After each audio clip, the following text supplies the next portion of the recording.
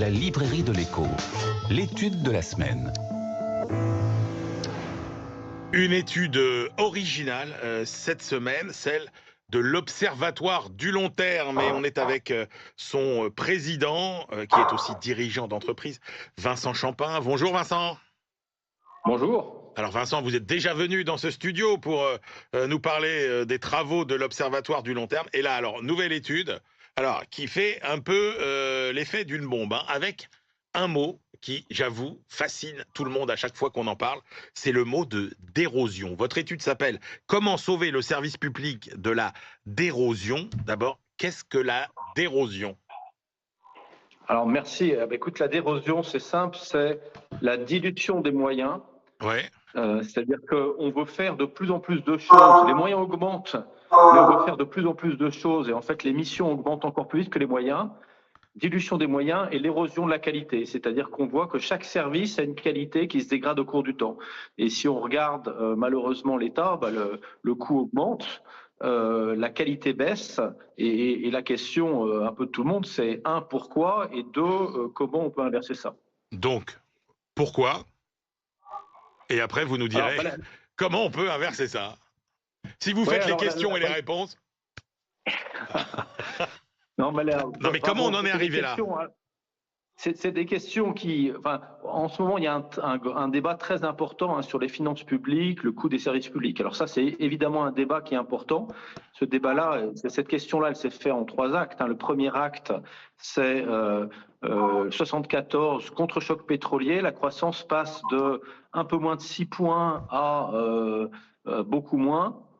Or, l'évolution des dépenses publiques ne s'adapte pas à ce rythme. C'est-à-dire que nos moyens baissent, mais notre volonté de faire les services publics continue. Et en fait, pendant 50 ans, on s'est dit la croissance est au bout de la rue, où on a théorisé le fait que plus de dépenses publiques ramènerait la croissance. Et donc, on a accumulé en fait une capacité à dépenser plus que l'on ne peut.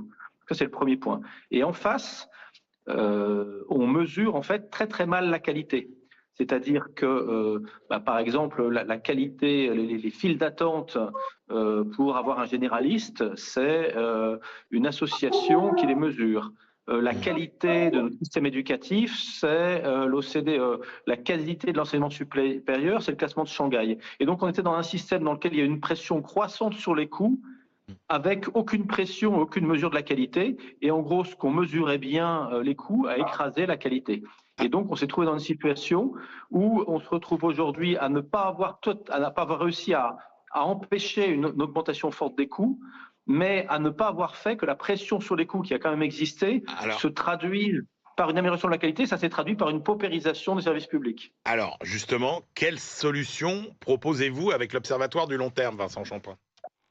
Alors, dans les solutions, en fait, c'est d'inverser les deux. Un, c'est de complètement intégrer, accepter qu'on doit tenir l'équation budgétaire, y compris managérialement, si ça devient l'objectif et la mission des fonctionnaires, plutôt que d'accumuler les politiques publiques, évidemment, c'est plus motivant pour eux. Donc, premier point, ça, il faut l'intégrer, et je pense que dans les périodes qui arrivent, ça va se renforcer.